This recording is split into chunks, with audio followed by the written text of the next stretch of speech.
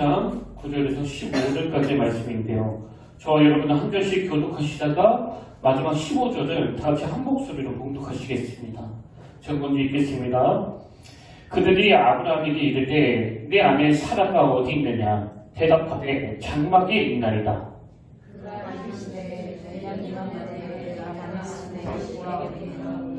내 아내 사라에게 아들이 있으리라 하시니 사라가 그들이 장막문에서 들었더라. 아브라함과 사라는 나이가 많아 늙었고 사라에게는 여성의 생리가 끊어졌는지라. 사라가 소도 웃고 이르되 내가 모세하였고 내 주인도 늙었으니 내게 무슨 즐거움이 있으리요. 여호와께서 아브라함에게 이르시되 사라가 왜 웃으며 이르기를 내가 늙었거늘 어떻게 아들을 낳으려 하느냐. 여호와께 응하지 못하는 일이 있느냐. 기아야 이르되 내가 내게 돌아오니 사라에게 아들이 있으리라. 우리 다 하시겠습니다. 시작. 사라가 두려워서 부인하여 이르되 내가 웃지 아니하였나이다. 이르시되 아니라 내가 웃었느니라. 아멘. 할렐루야. 반갑습니다. 우리 함께 인사 나누기를 원합니다. 참 잘 오셨습니다. 주님의 이름으로 환영하고 축복합니다. 네, 오늘도 충만한 은혜 가운데 이 예배 시간에 임재하시는 그 하나님을 만나고 또 경험하시기를 주님 이름으로 축복합니다. 저는 간혹 그 그림책을 구입해서 묵상할 때가 있는데요. 제가 왜 이 그림책을 묵상하는가 하면 이 그림책이 참 좋은 게 그 그림이 자연스럽게 그 장면을 연상하게 만들기 때문에 그 그림을 통해서 깊이 묵상하기도 하지만 그 문장 하나하나에 정말 엑기스만 담아 놓았기 때문에 뭐 한 번 보는 게 아니라 여러 차례 읽으면서 거기서 굉장히 좋은 메시지들을 얻을 수 있기 때문입니다. 최근에도 제가 나는 기다립니다. 이런 제목의 그림책을 구입해서 깊이 묵상하는 시간을 가졌는데요. 뭐 한 페이지에 뭐 글자는 진짜 몇 글자 안 나오거든요. 근데 나는 기다립니다라는 이 그림책이 그 기다림을 매개로 해서 한 사람의 인생을 쭉 짚어나갔는데 이게 저에게는 너무나 그 감동이 되더라고요. 그래서 그 중에 몇 가지만 제가 소개해드리려고 하는데요. 맨 먼저 아기 때의 모습을 이렇게 묘사합니다. 나는 기다립니다. 어서 키가 크기를. 두 면에 이 글이 전부예요. 그리고 이 기다림의 긴 끈으로 인생이 쭉 연결이 되는데요. 그 다음 페이지를 넘기면 그 기다림의 기쁨을 또 이렇게 표현합니다. 나는 기다립니다. 잠들기 전 나에게 와서 뽀뽀해 주기를. 이 어린아이의 그 기다리는 마음을 이렇게 딱 몇 글자로 묘사할 수 있다는 게 너무나 대단한 것 같아요. 이런 식으로 쭉 나가는데요.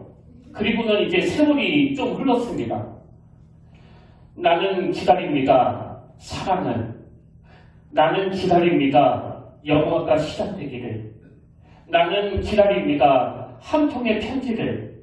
나는 기다립니다. 좋아요라는 그 사람의 대답을. 대충 느낌이 오시죠? 아마 그 아기가 장성해서 청년 시기가 된 것 같아요. 그래서 이제 사랑할 시기가 돼서 그 좋아하는 여자와 데이트도 하고 편지도 주고받고 또 청혼할 날을 기대하며 기다리고 있는데요. 그 다음 페이지에 보니까 이제 이 청년이 그 결혼을 했습니다. 나는 기다립니다. 우리 아기들. 나는 기다립니다. 곧 태어날 아기와의 만남을. 나는 기다립니다. 아이들이 자라기를. 지금 아내가 임신을 하고 태어날 아기를 기다리고 또 그 아기가 태어나서 잘 자라기를 바라는 이 모든 기쁨을 기다림이라는 그 매개로 쭉 설명을 하거든요. 그리고 그 중간에 생략을 하고 이제 좀 세월이 더 흘렀는데요. 이번에는 그 아내가 좀 아픈 것 같아요. 이런 내용이 나옵니다. 나는 기다립니다. 괜찮습니다라는 의사의 말을. 나는 기다립니다. 이 사람이 더 이상 아프지 않기를. 그리고는 그 다음 페이지를 넘기면 결국 그 아내가 병으로 죽습니다.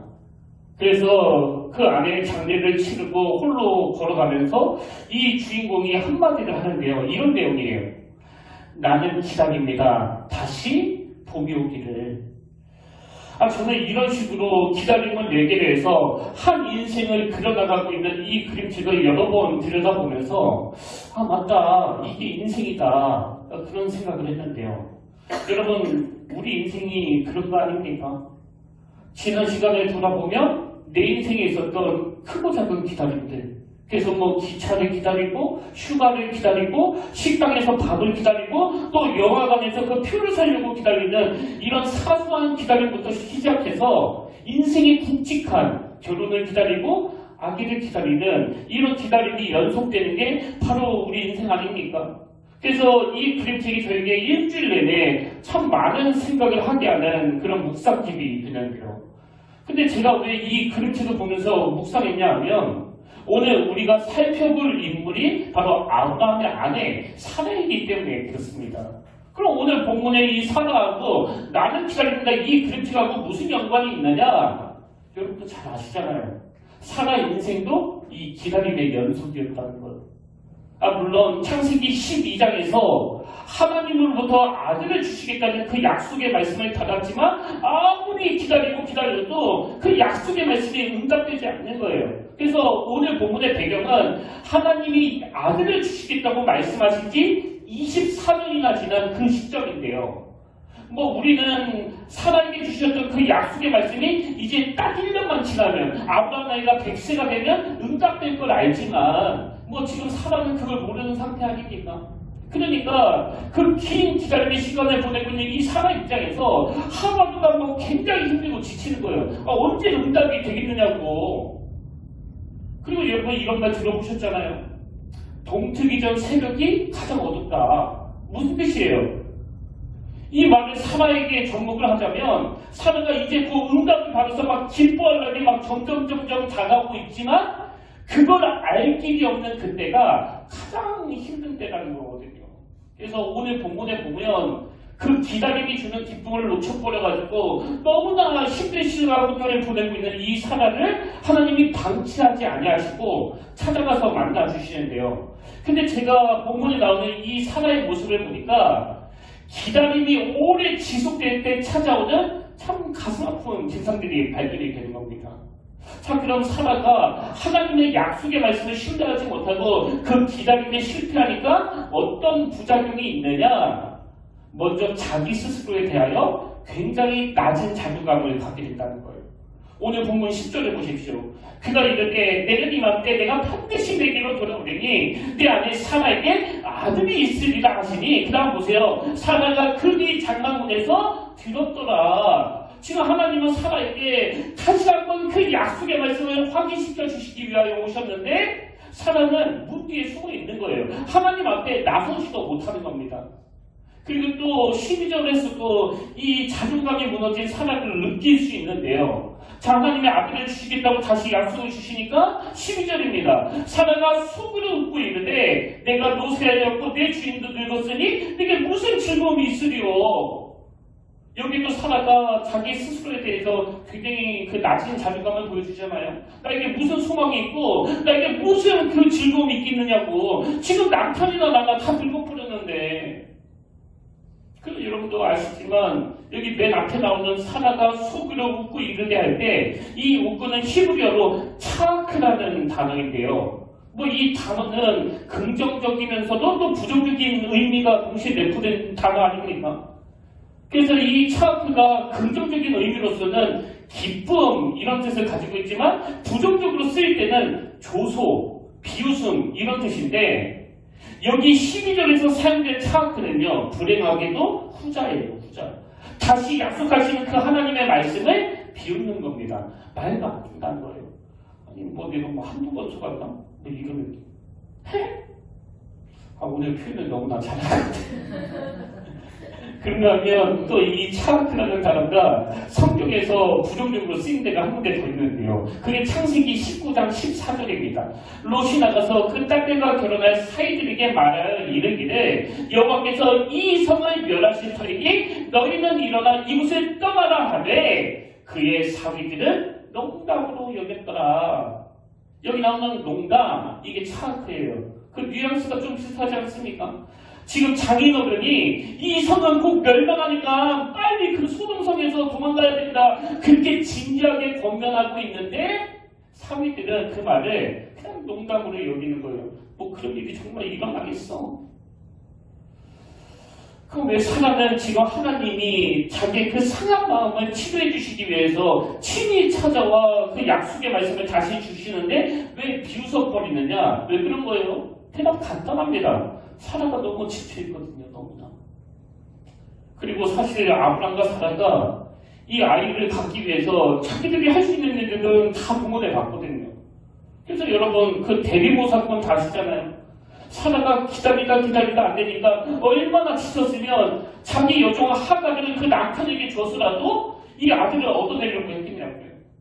그리고 그렇게 여종 하가를 통해서 그 아들 이스마엘을 낳고는 이 두 부부가 이 아들이 하나님이 약속하신 그 아들이다 그렇게 생각하면서 키우고 있는데 수년이 지난 다음에 하나님이 나타나셔서 그 아들은 약속의 아들이 아니다. 그 아들은 잘못된 방법으로 태어난 아들이다 이래버리니까 이게 이 부부에게 얼마나 그 낙심이 됐겠냐고요. 이런 식으로 사라는요. 자기가 할 수 있는 모든 방법을 다 동원했지만 그게 오히려 덧나가지고 자기 여종 하갈에게 막 업신여김을 당하고 또 수모를 당하는 것에 대하여 그리고 여전히 응답이 안 되는 것에 대하여 이 마음에 그 상처가 있는 겁니다. 그래서 하나님의 어떤 약속의 말씀도 희망으로 들리지 않으니까 그냥 비웃어버리는 거거든요. 또 내가 뭐 저 소리 한두 번 듣나? 여러분 오늘 우리가 하나님의 약속의 말씀을 신뢰하지 못하고 그 기다림에서 실패하면요. 12절을 다시 한번 보십시오. 사라가 속으로 웃고 이르되 내가 노새였고 내 주인도 늙었으니 이게 무슨 즐거움이 있으리요. 이렇게 하나님의 말씀이 소망으로 자리매김을 하지 않는 그 순간부터 여러분 영적으로 병이 드는 거예요. 내가 지금이 뭐가 있겠냐고. 지금까지 응답이 안 됐는데 이게 언제 이루어지겠냐고. 그래서 하나님에 대한 그 불신은요. 우리로 하여금 자꾸 그 낮은 자존감으로 몰고 가고 또 그 낮은 자존감은 하나님의 어떤 말씀도 들어오지 못하게 막아버리는 겁니다. 이건 오늘 말씀이 선포될 때도 마찬가지예요. 제가 이렇게 단상에 있어서 열심히 말씀을 전하지만요. 그 반응은 딱 둘로 나눠준다고 생각하거든요. 그래서 말씀이 선포되고 그 결단 찬양을 부를 때도 보면 이 말씀이 자기를 그 통과한 분들은요 막 감정이 막 북받쳐 올라가지고 손을 들고 찬양하고 막 눈물을 흘리면서 찬양하는 이런 반응을 보이는가 하면 또 어떤 분들은요 예배 시간 내내 그냥 시큰둥한 거예요. 시큰둥. 매번 설교가 뭐 똑같이 저것도 내가 예전에 들었던 말씀이네. 지금 사라의 반응이 딱 이거 아닙니까? 어떤 말씀이 선포되고 말씀이 들어가지 않고 튕겨져 나오는 거예요. 그 말씀이 그 심령에 터치가 안 되는 거거든요.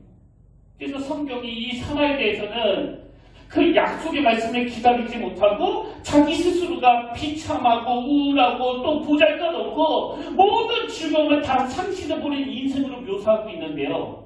저는 이런 부정적인 사라와는 달리 너무나 지혜로운 인생을 살았던 그 한 인물이 떠오르는 겁니다. 여러분도 아실 거예요.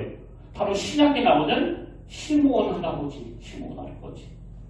그래서 저는 12월이 되고 크리스마스가 가까이 오면 이 시므온 생각이 자주 나는데요. 자, 누가복음 2장 25절에 시므온에 대한 내용이 나옵니다.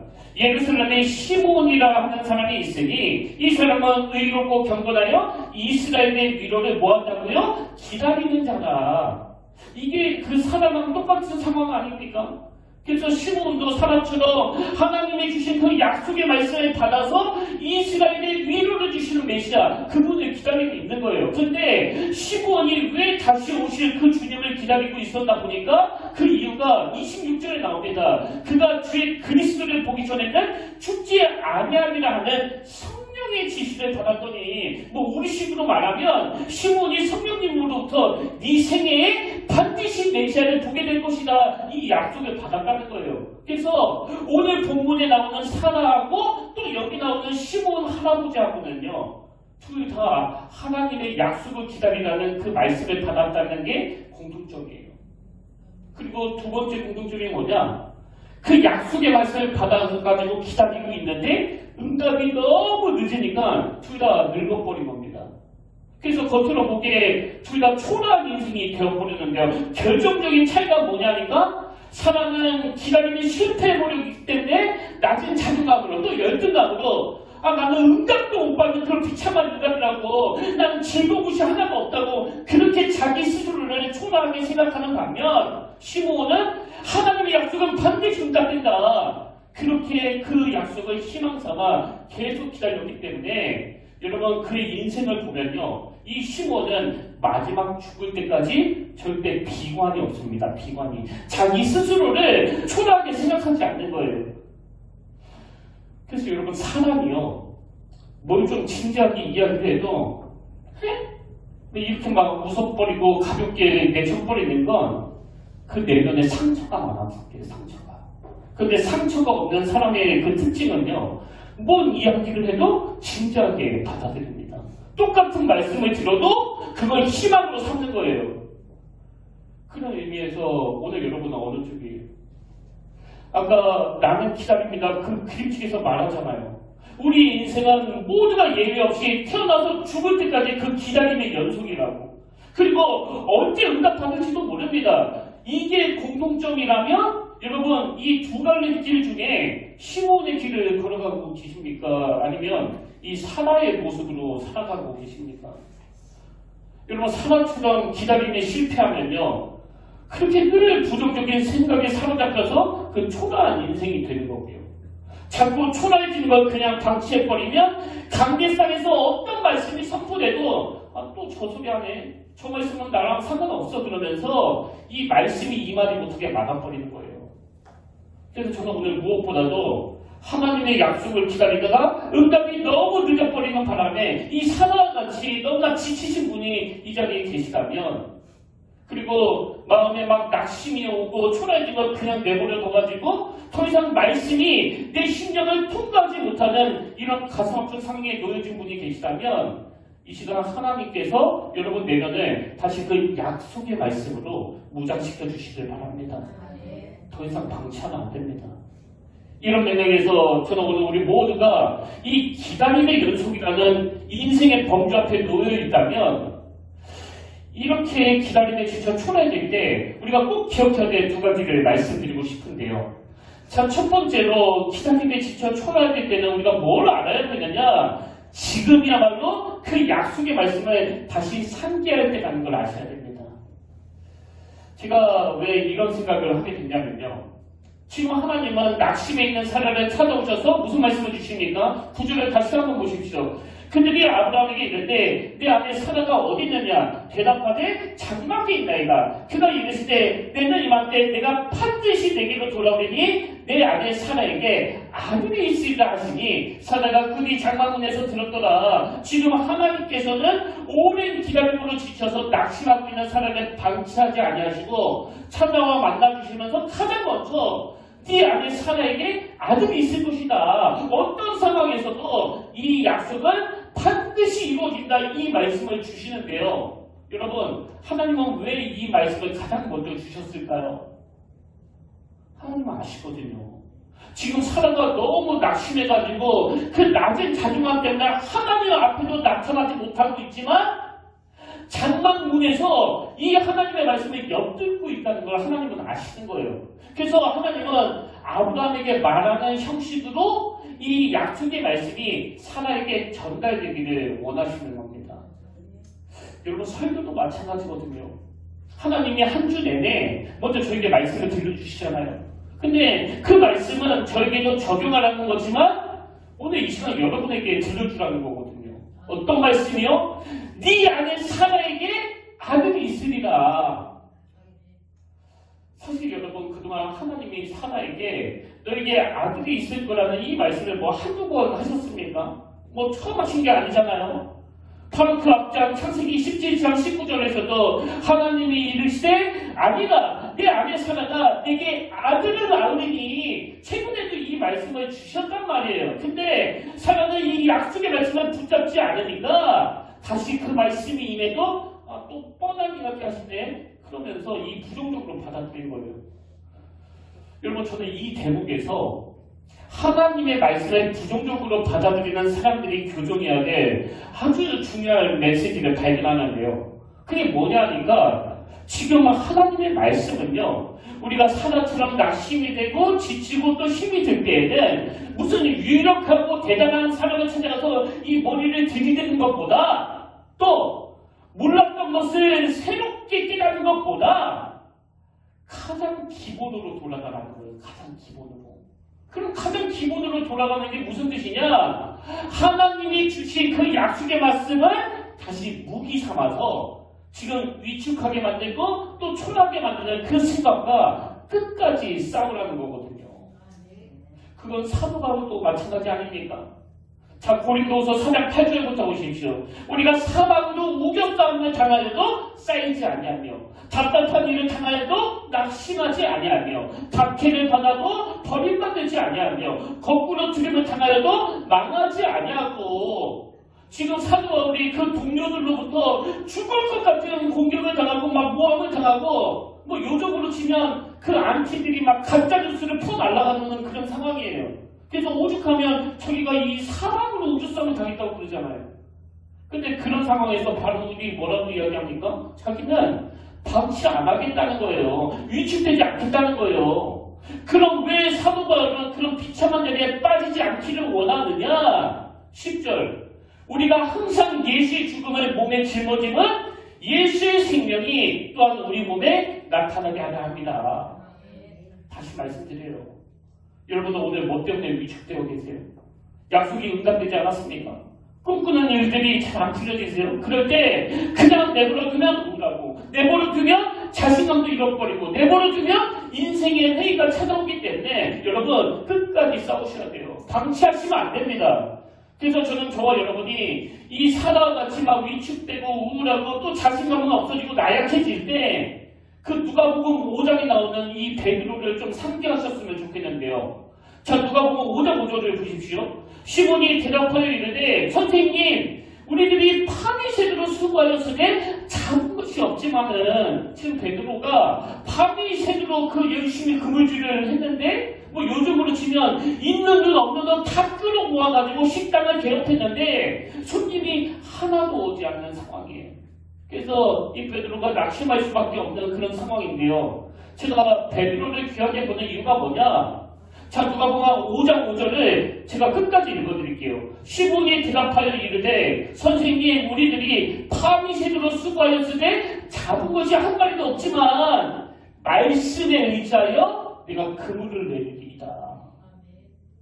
그래서 여러분 이렇게 베드로처럼 일이 잘 안 풀리고 가게를 오픈했는데 매상은 안 오르고 또 직장에 취직했더니 또 금방 이 직장을 옮겨야 되는 이런 상황이 주어졌을 때는 그때가 어떤 때라고요? 지금이야말로 말씀을 붙들 때예요. 말씀을 붙들 때. 이거 요셉도 마찬가지거든요. 시편 100편 17절에 보니까 자 요셉의 삶을 이렇게 묘사합니다. 그가 한 사람을 앞서 보내셨으며 요셉이 종으로 팔렸도다. 그의 발은 창고를 차고 그의 몸은 쇠사슬에 매였으니 그 배다른 형제에게 배신당하고 또 그 이상한 그 보디발의 아내한테 모함을 당해가지고 지금 요셉이 억울하게 감옥에 처박혀 있는 상황이에요. 근데 이 성경이요. 그런 상황에 빠진 요셉을 그 다음 19절에서 이렇게 묘사합니다. 곧 여호와의 말씀이 응할 때까지라. 그의 말씀이 그를 달려나도다. 그의 말씀이 그를 달려나도다. 여러분도 잘 아시지만 이 요셉은 그 인생에 많은 위기가 있었지만 그럼에도 불구하고 그 입지전적인 인물이 된 인물 아닙니까? 근데 그게 어떻게 가능했는가 아닌가? 요셉은 그 인생에 찾아온 모든 불행을 뭘로 버무렸기 때문이에요? 말씀으로 버무린 거예요. 말씀으로. 그래서 감옥에 갇힌 그 상황에서도 이 말씀이 끊임없이 공격됐기 때문에 요셉의 그 수많은 불행들이 너무나 아름다운 그 축복의 재료가 됐다는 거거든요. 그런 의미에서 저는 오늘 여러분들께 진심으로 부탁드리는데요. 오늘 선포된 말씀을 그냥 비웃음으로 듣지 말아주시길 바라요. 말씀을 쳐내지 마시길 바랍니다. 왜? 요새처럼 나를 궁지로, 나를 수치의 자리로 몰고 가려는 그 악한 공격이 있을 때마다 이 선포된 말씀이 여러분의 그 침체된 마음을 갈아엎는 능력이 되거든요. 그래서 여러분 성경을요 무조건 읽으셔야 돼요. 그리고 읽을 힘조차 없다면 뭐 요즘은 그냥 틀어만 놔도 말씀이 들려주잖아요.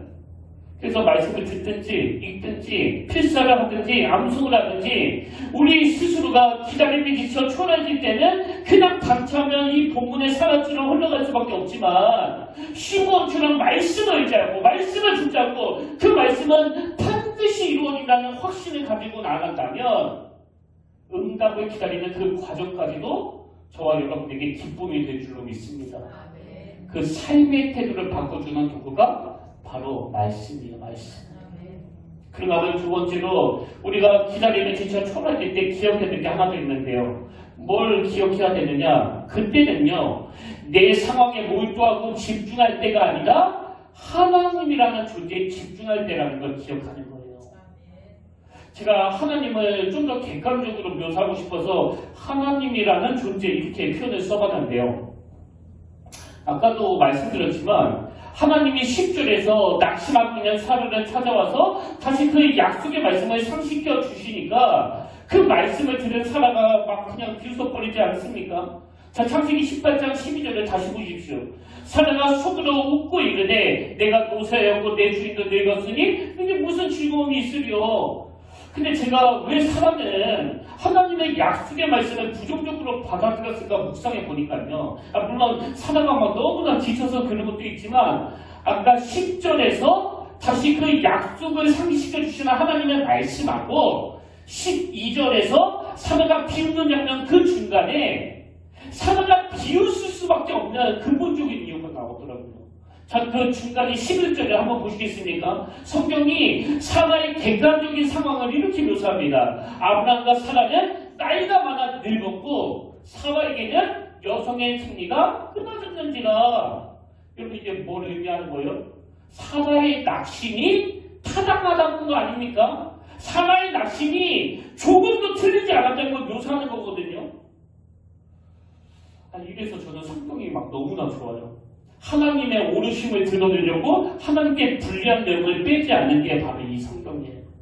그래서 여러분 11절에서 아브라함과 사라는 나이가 많아 늙었고 그리고 더 결정적인 거 사라에게는 여성의 승리가 끊어졌는지라. 이 사라의 상황을 알고 나면 지금 사라가 보여준 그 비웃음이 충분히 이해가 됩니다. 그리고 어느 누구도 이 사라의 상황을 비웃을 수 없어요. 비난할 수도 없습니다. 근데 우리가 여기서 반드시 알아야 될 게 있는데요. 여러분 제가 왜 기다림에 지쳐서 초라해질 때에는 내 상황이 아니라 하나님이라는 존재에 집중해야 될 때라고 말씀을 드렸느냐. 나에게는 낙심할 수밖에 없는 분명한 이유가 있고 또 그 분석이 정확하지만 그 상황에 몰두하면 몰두할수록 더 우울해지기 때문이에요. 그래서 기다림에 지쳐 초라해질 때는 내 한계를 뛰어넘는 그 하나님이라는 존재를 의식하라는 거예요. 여러분 우리가 하나님을 의식해야 되는 가장 중요한 이유는요. 참 하나님이 자기 스스로를 어떻게 묘사하는지 보십시오. 14절 여호와께 능하지 못한 일이 있겠느냐. 여호와께 능하지 못한 일이 있겠느냐. 기한이 이를 때에 내가 내게로 돌아오리니 사라에게 아들이 있으리라. 무슨 뜻이에요? 하나님은 11절에 나오는 사라의 네 분석이 맞다는 거예요. 그래서 네가 지금 그 약속의 말씀에 선포돼서 비웃을 수 있지만 그런데도 불구하고 나 여호와에게는 능치 못한 일이 없기 때문에 내 약속은 반드시 이루어진다는 거 아닙니까? 그럼 왜 하나님은 10절에서 주셨던 그 약속의 말씀을 또다시 14절에서 주시느냐? 사라가 너무 자기의 그 절망적인 상황만 바라보고 있으니까요. 그래서 그 상황을 보지 말고 능력 많으신 하나님을 바라보라는 그 얘기거든요. 오늘 우리의 시선이 어디를 향해야 되는지 아시겠죠? 제가 최근에 아주 흥미로운 기사 하나를 봤는데요. 이 뇌과학에 관한 이야기. 여러분 혹시 이런 말 들어보셨습니까? 천장이 높아지면 그 창의력도 높아진다. 그래서 아이들의 창의력을 높이려면 집 천장을 더 높여야 된다. 이걸 주장하는 기사인데요. 여러분도 아시지만 뭐 우리나라 아파트는 보통 그 천장 높이가 2.3m 아닙니까? 이게 거의 규격이거든요. 근데 이 내각들의 그 연구에 의하면 천장 높이가 30cm 높아질 때마다 이 창의력이 2배로 높아진다는 거예요. 그 전문가들의 이야기를 한번 들어보십시오.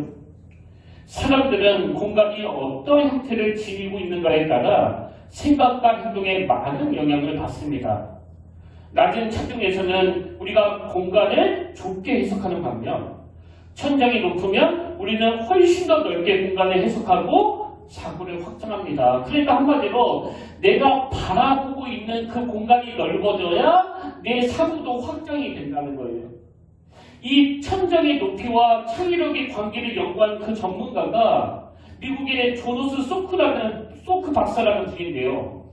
이분이 그 연구소를 세울 때 보통 그 천장 높이보다 70cm를 높여갖고 그 3m로 지었더니 이 소크 연구소에서 지금까지 노벨 그 수상자를 5명이나 배출했다는 거예요.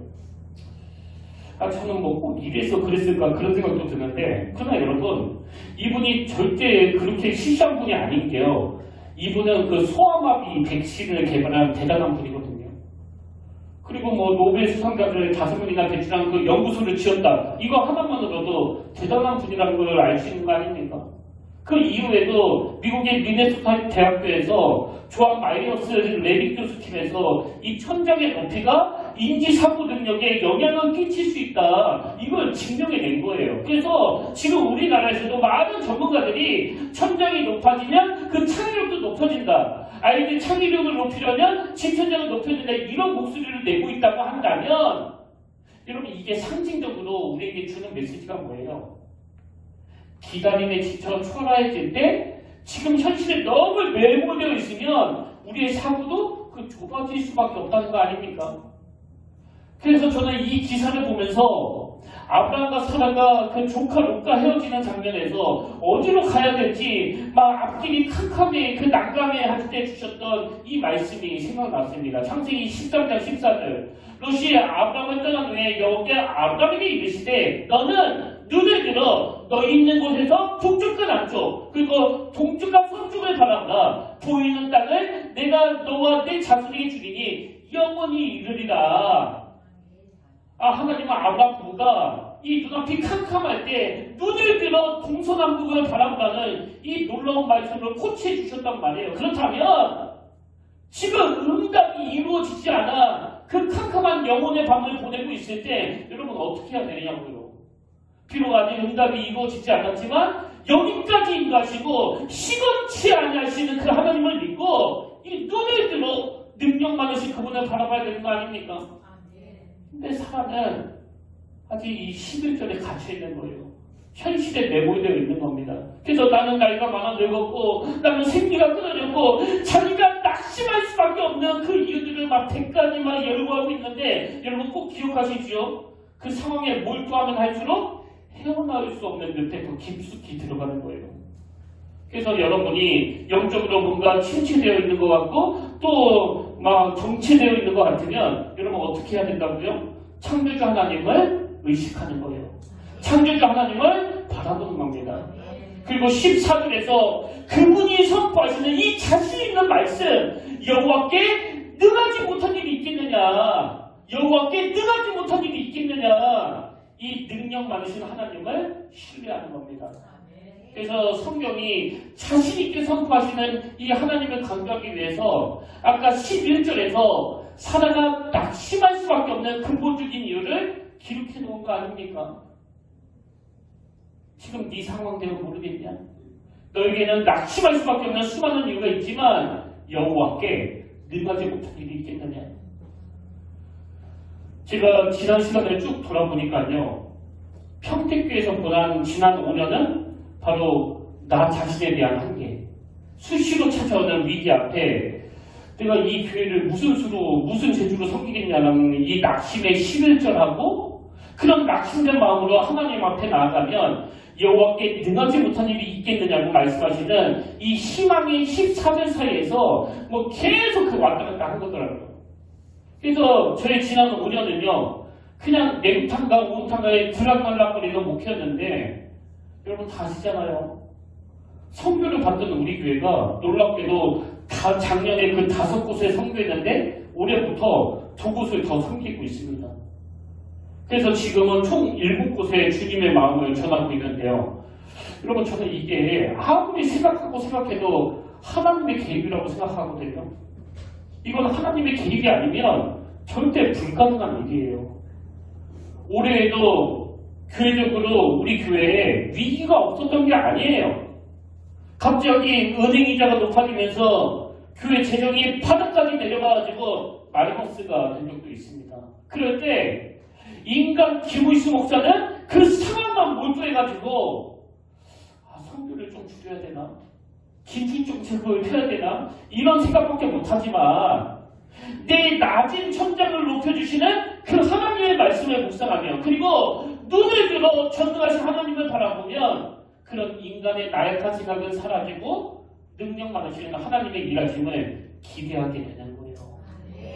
오늘 여러분 자꾸 사람처럼 그 좁은 시각으로 현실의 문제, 생리가 끊어진 그 상황만 보지 마시고 여호와께 능하지 못한 일이 있겠느냐? 이 말씀으로 여러분의 천장을 높이시길 바랍니다. 그리고 하나님이 불가능한 일을 어떻게 해결하실지를 기대하면서 이 기다림의 기쁨을 누리시는 저와 여러분 되시기를 주님 이름으로 축복합니다. 결론을 이렇게 맺기를 원하는데요. 제가 오늘 설교 제목을 비웃음을 웃음으로 이렇게 정했잖아요. 근데 그렇게 정한 중요한 이유가 있는데 우리가 계속 본문을 나눴지만요. 어떤 의미에서 사라는 하나님의 약속의 말씀을 기다리지 못해가지고 실패로 끝날 수밖에 없는 인생 아닙니까? 그리고 하나님이 그 실패로 끝날 수밖에 없는 사람을 다시 찾아오셔서 다시 그 약속의 말씀을 확인시켜 주시지만 그걸 믿지 못하고 비웃어버리는 이런 어리석음을 범했기 때문에 여러분 이 사람은요 이미 자격을 상실한 거예요. 자격 상실. 근데 자격 없는 자에게 주시는 그 하나님의 놀라운 은혜로 정확히 1년 뒤에 결국은 사라가 하나님의 약속대로 아들을 낳습니다. 그래서 사라의 남편 아브라함이 막 너무나 기뻐가지고 그 아들의 이름이 이삭이라고 짓는데요. 아시죠? 이삭은 웃음이라는 뜻이에요. 웃음. 그리고 사라가 아들을 얻고 나서 이런 고백을 합니다. 창세기 21장 6절 사라가 이르되 하나님이 나를 웃게 하시니 듣는 자가 다 나와 함께 웃으리로다. 여러분 여기 나오는 웃게 하시니 또 웃으리로다 이 단어도 차크거든요. 차크. 그래서 오늘 본문에는 이 차크라는 단어가 2번 반복되는데 다 눈치채셨겠지만 아까 12절에 나왔던 차크가 부정적인 의미로 쓰였다면 여기 나오는 차크는 긍정적인 의미예요. 그래서 사라가 결국은 응답해 주시는 그 하나님의 은혜 앞에 가슴 벅찬 기쁨의 고백을 드리는 거거든요. 아마 모르긴 해도요. 사라가 이사가 부를 때마다 뭐 우리로 치면 웃음아 그렇게 부를 때마다 근데 내가 기다림에 실패해가지고 낙심하고 있었는데 그 낙심했던 순간들을 기어이 기쁨으로 바꿔주신 그 하나님을 생각하며 이 사라 내면에 감사와 감격이 넘쳤을 거라고 생각합니다.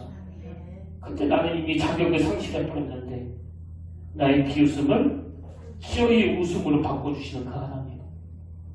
그리고 창세기 21장에 아브라함이 그 아들 이름을 이삭으로 지었다고 나와 있지만요. 사실은 오늘 본문 이전부터 창세기 17장 21절을 보십시오. 하나님이 이르시되 아니라 내 아들 사라가 네게 아들을 낳으니 너는 그 이름을 이삭이라 하라. 하나님이 17장에서 아브라함에게 주셨던 그 약속의 말씀이 21장에서 성취가 된 거예요. 그런 의미에서 여러분 우리는 지금 창세기 한 몇 장쯤에 와 있을까요? 저는 우리 인생이 오늘 본문 18장쯤에 와 있다고 생각하거든요. 약속은 받았는데 아직 응답이 이루어지지 않아요. 그래서 우리 인생에 아직 응답이 이루어지지 않아가지고 낙심이 찾아오고 자존감이 낮아질 수 있지만 오늘 저는 저와 여러분이 창세기 21장에서 반드시 반드시 그 약속을 성취하시는 하나님을 신뢰하면서 첫 번째로 지금이야말로 약속의 말씀을 다시 붙들기를 바라고, 두 번째로 초라한 내 상황에 집중하는 게 아니라 오늘도 위대하신 하나님, 능력 받으신 그분께 집중하시기를 주의 이름으로 축원합니다.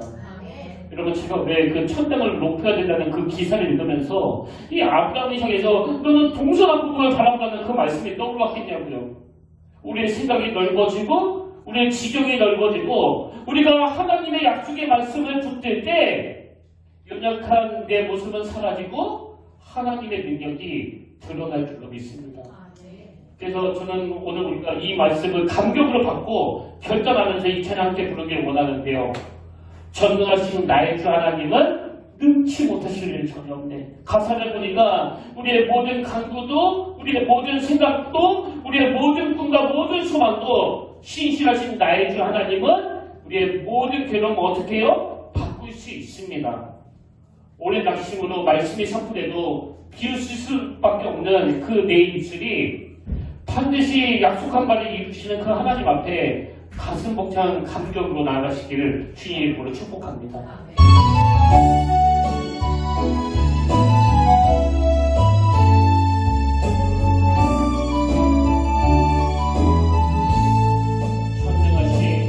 전능하신 나의 주 하나님, 능치 못하시는 전혀 없네. 우리의 모든 간구로, 우리의 모든 생각도, 우리의 모든 꿈과 모든 소망도 신실하신 나의 주 하나님이 우리의 모든 괴로움 바꿀 수 있네. 그러니까 일 행하시고 지금 나를 일으키시니 그 힘싸움도 없네. 주의 말씀을 기하여 깊은 곳에 힘을 받고 오늘 내가 놀라는 일을 이루시는 것보다 주의 말씀을 기하여 믿음으로 힘을 받고 믿는 자에게 믿지 못하고 우리가 잡는 주님은 전능하신 나의 주 하나님을 능치 못하시는 전혀 없네. 우리의 모든 간구도, 우리의 모든 생각도, 우리의 모든 꿈과 모든 소망도 신실하신 나의 주 하나님을 우리의 모든 괴로움 바꿀 수 있네. 불가능한 일 행하시고 지금 나를 일으키시니 그를 이기자들도 없네. 주의 말씀을 기하여 깊은 곳에 힘을 받고 오늘 내가 놀라운 일을 이루시는 것보다 주의 말씀을 기하여 믿음으로 힘을 받고 믿는 자에게 믿지 못하고 주의 말씀을 기하여 믿음으로 힘을 받고 오늘 내가 놀라운 일을 이루시는 것보다 주의 말씀을 기하여 믿음으로 힘을 받고 믿는 자에게 믿지 못하고 내 주의 말씀을 기하여 깊은 곳에 힘을 받고 오늘 내가 놀라운 일을 이루시는 것보다 주의 말씀을 기하여 믿음으로 힘을 받고 믿는 자에게 믿지 못하네.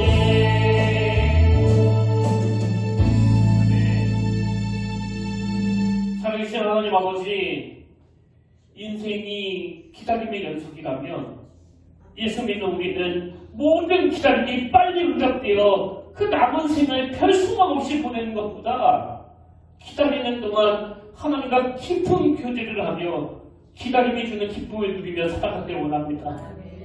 오늘 우리 가운데 여전히 기다려야 될 소망 주심을 감사하는 자들에게 아버지 어떤 상황에서도 결국 웃게 만드시는 그 하나님을 신뢰하는 믿음을 허락하여 주시고 이것이 우리 자녀들에게 우리 배우자에게 우리 부모님에게 흘러가 온 가정이 신실하게 일하시는 그 하나님의 능력을 기대하며 함께 기쁨을 누리는 아름다운 공동체가 다 되게 하여 주시옵소서.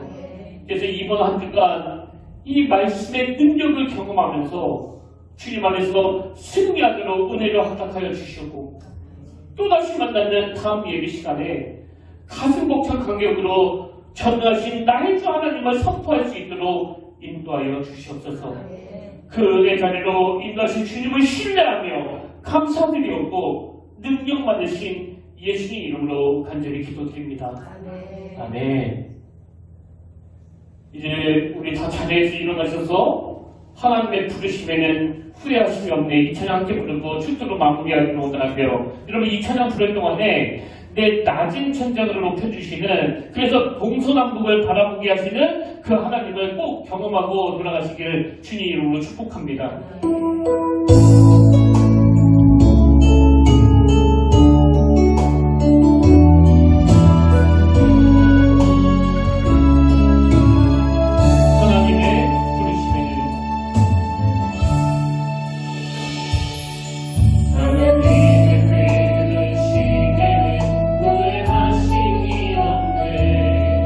내가 이 다리에 서 주의 부르심이라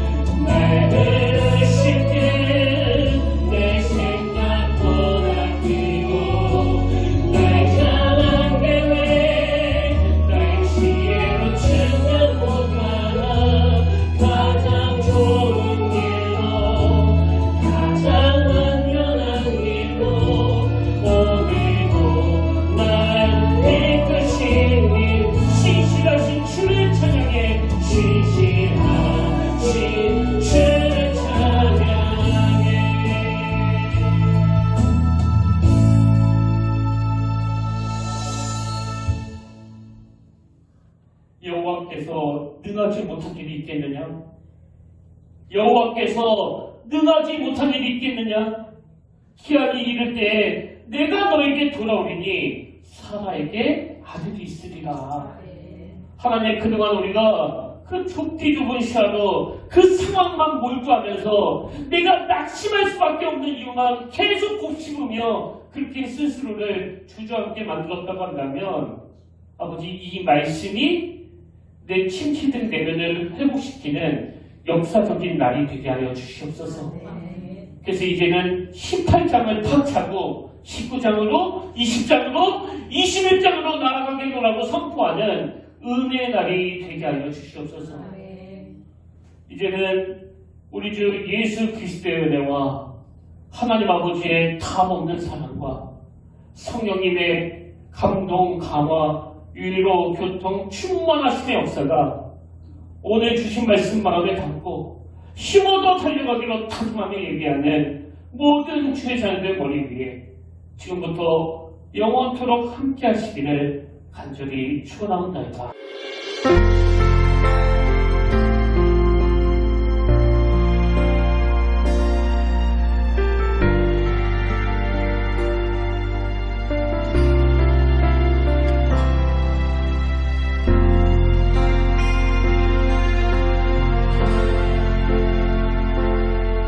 지금 서 있는 이곳에서 높임을 받으소서.